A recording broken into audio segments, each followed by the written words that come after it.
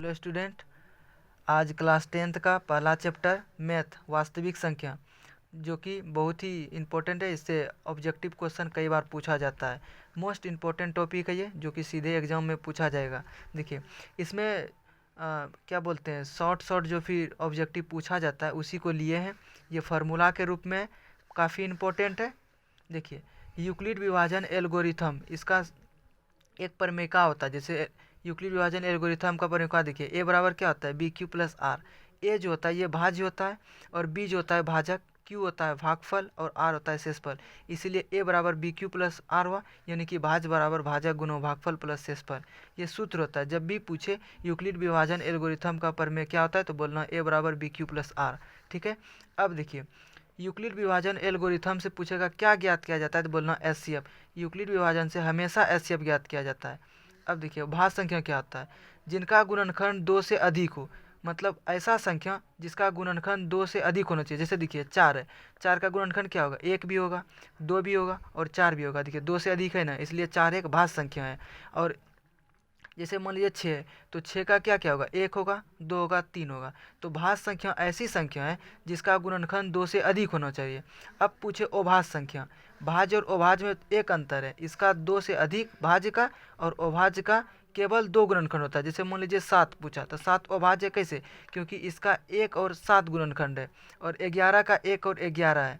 ठीक है। अब जैसे देखिए ये बहुत ही इंपॉर्टेंट है, कई बार क्लास 10th में पूछा गया है ऑब्जेक्टिव में। सबसे छोटी भाज्य संख्या क्या है तो बोलना है 4 और सबसे छोटी अभाज्य संख्या पूछे तो बोलना है 2। अब सबसे छोटी भाज्य तथा अभाज्य संख्या का गुणनफल पूछेगा तो 8 बोलना है, क्योंकि सबसे छोटी हो गया 4 और सबसे छोटी भाज्य संख्या 4 हुआ और सबसे छोटी अभाज्य संख्या 2 हुआ। तो 4 दूनी कितना हो गया 8।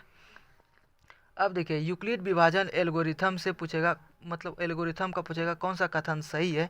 तो इसका जो होता है शेषफल जो होता है वह 0 से बड़ा होता है और 0 के बराबर होता है। ठीक है। और इनका जो भाजक होता है, ठीक है, वो 0 से बड़ा होता है। अब देखिए यहाँ पूछेगा दो लगातार संख्याओं का एचसीएफ क्या होगा। दो लगातार एचसीएफ जब भी पूछे तो उसका एक ही होगा।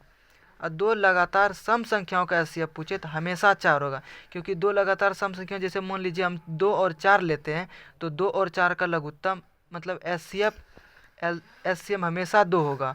ठीक है। अब दो अभाज्य संख्याओं का एचसीएफ पूछे तो हमेशा 1 होता है।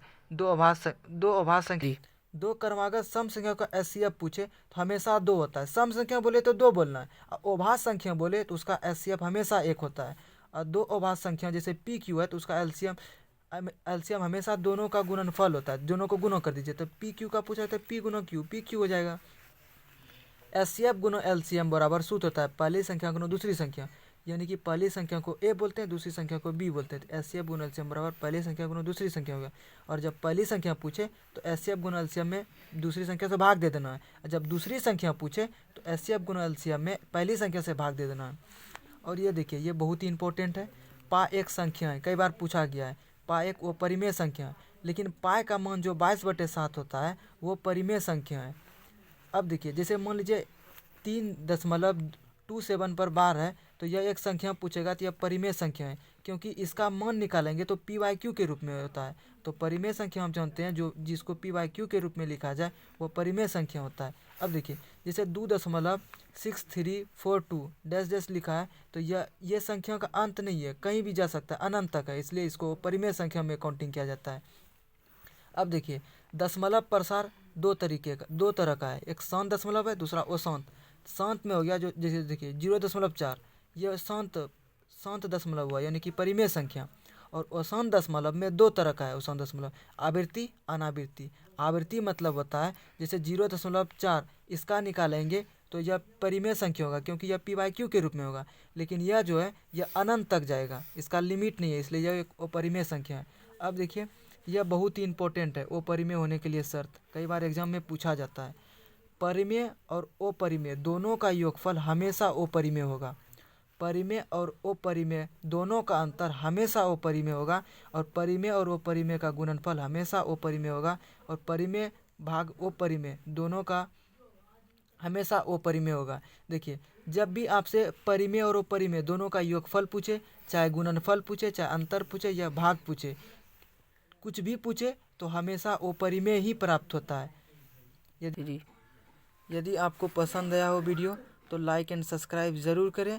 और अध्याय 2 बहुपद उसका इसी तरह सूत्र चाहिए तो कमेंट कर ज़रूर बताएं।